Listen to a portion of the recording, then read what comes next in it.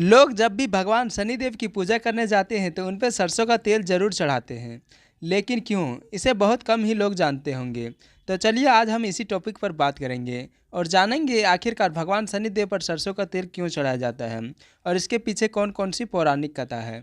ग्रहों में शनिदेव को कर्मों का फल देने वाला ग्रह माना जाता है। शनिदेव एकमात्र ऐसे देवता हैं जिनकी पूजा लोग भय के कारण भी करते हैं।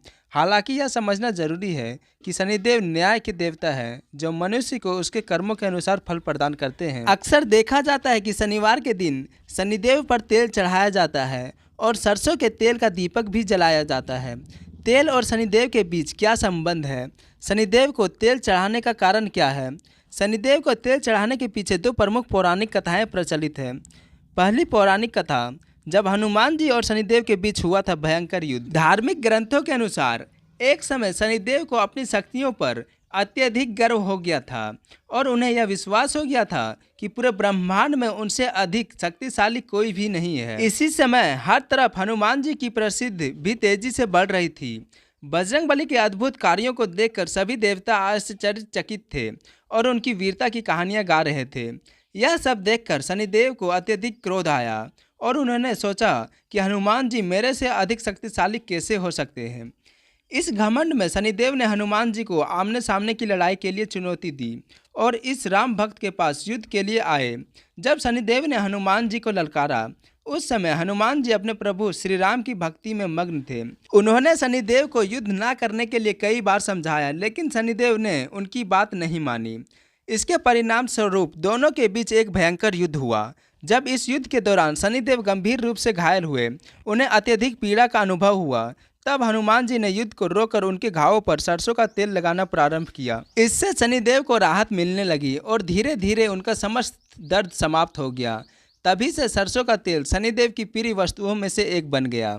जिसके पश्चात शनिदेव ने कहा कि जो भी भक्त सच्चे मन से उन्हें तेल अर्पित करेगा, उसके जीवन से सभी कष्ट और संकट दूर हो जाएंगे।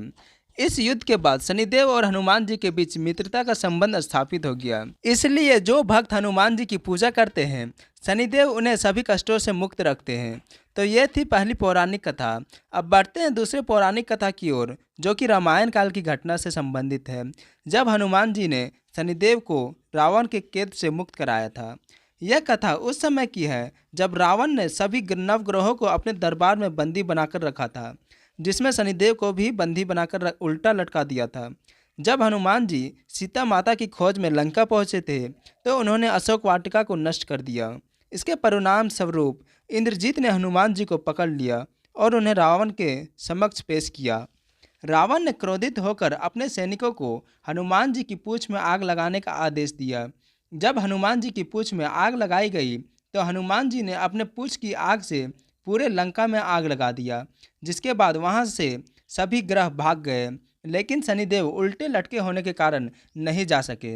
हनुमान जी की नज़र शनिदेव पर पड़ी। शनिदेव उल्टा लटके होने के कारण बहुत पीड़ा में थे और उनका दर्द असहनीय था। हनुमान जी ने उनके शरीर पर सरसों का तेल लगाया, जिससे शनिदेव का दर्द समाप्त हो गया।